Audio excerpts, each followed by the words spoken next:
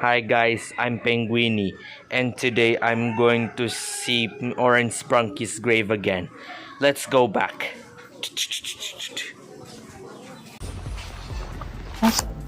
Dito ko pinuntahan ng nakaraan. Ay, eto.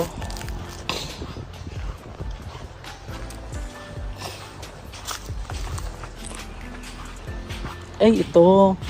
Ay. Ito na siya, guys. Hindi na ako nakapagdala ng bulaklak.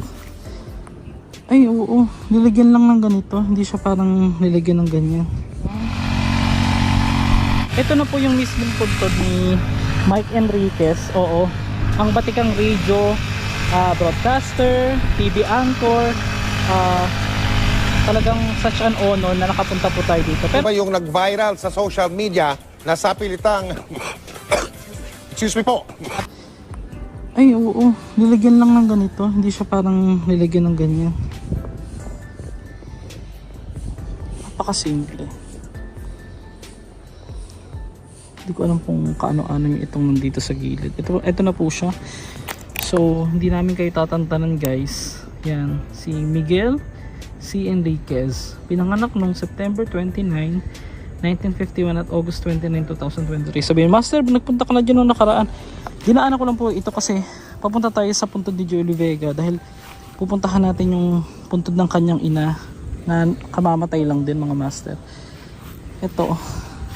Simple lang yung kinalalagyan ng puntod ni Mike Enriquez. Hindi po siya pinagawa ng sarili niya mausoleo. Siguro baka yun din ang sinabi niya nang buhay pa siya. Kaya wag natin masyadong i-judge. Baka sabihin ng kayaman-yaman ni Mike Enriquez, ba't ganyan lang? Yan po yung gusto ng pamilya. I-respeto po natin, no? Charot lang, guys. Pero yun talaga, malamang, baka yung buhay pa si Mike Enriquez, sinabi yun na simple lang. At yun yan, napakainit talaga. So hindi na tayo magtatagal. Papakita ko na lang yung ibang details na i-vlog ko nung una about kay Mike Enriquez sa mga hindi pa nakakilala.